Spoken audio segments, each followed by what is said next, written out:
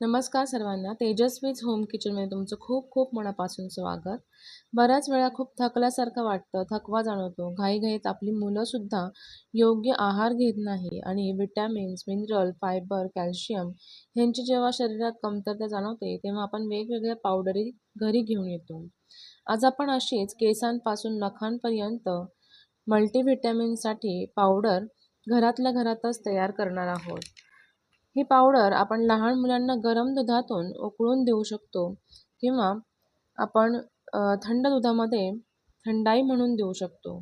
तुम्ही जर व्हेजिटेरियन असाल तर ह्या पावडरचे एक सुपर फूड म्हणून ही चांगलं काम करू शकते. मोठ्या मुलांना 1 चमचा आणि लहान मुलांना अर्धा चमचा असे प्रमाण आपण इथे वापरलेलं आहे.